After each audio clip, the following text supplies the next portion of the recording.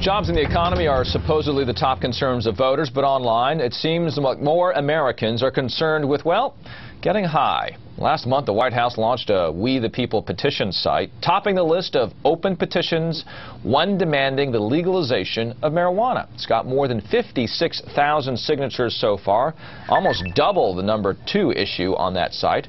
Reporter Ambreen Ali wrote about this for Roll Call. Ambreen, good day to you. And, you've been watching this story for us. With the most of any petition on the White House site right now, does this leave the president in a difficult position, given there's so many people that would like to see this happen? Well, not really, because while there have been 50,000 signatures, I'm not really convinced that this is an issue that generally Americans are worried a lot about.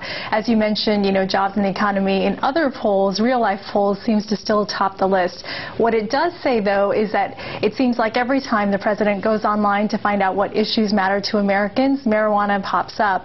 And he has said that he opposes legalization. So it sort of poses the question, why is this movement that has a lot of online grassroots support not able to translate that into legislative wins, which is the question I pose to them. And I think the answer is relevant to the Occupy Wall Streeters. It's something the Tea Partiers realized early on. They say they don't have the traditional lobbying muscle, the money and sort of the backing inside Washington that they need to get a legislative win.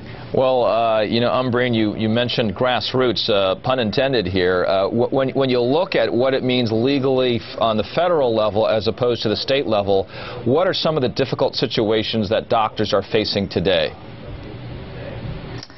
Well, I think that the question, at the federal level, it's that there's a lot of opposition in terms of concern about what it would mean for law enforcement. There's organizations such as Mothers Against Drunk Driving, who traditionally have been concerned about alcohol, are now concerned about drug driving. So legalizing marijuana at the federal level, I think, is something the activists say they're not even expecting to happen for a long time. At the state level, they're making some grounds. Well, for instance, California, where it is legal for a doctor to prescribe medical marijuana, and it's illegal on the federal level. Where does this put the doctor, though?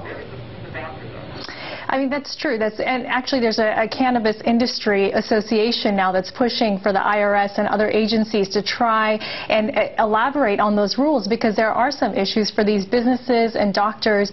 They're basically engaging in something that the federal government doesn't recognize as legal, and there's a lot of gray area there that has yet to be ironed out. Now, those who support the legalization say they need to study the drug and they need to study its effects on users, and that they need more information. They can do that by legalizing it.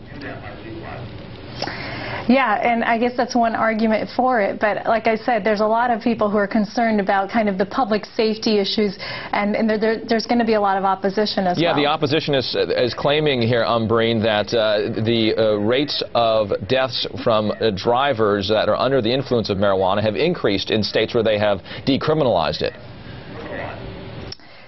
Well, and that's because probably there are more users now who are feeling comfortable taking it. In states like California, where there are people licensed to take marijuana for medical reasons, obviously there's more use, and therefore there's more of a concern about drug driving. But if you ask actual, pro-marijuana legalization advocates, they say that that's not really a concern. Marijuana isn't like alcohol. It doesn't cause the same effects that alcohol does, and it is in fact less dangerous. All right, the White House getting a lot of people petitioning on their website there. We'll see how it all pans out. Ambreen Ali with the story for us today. Thank you.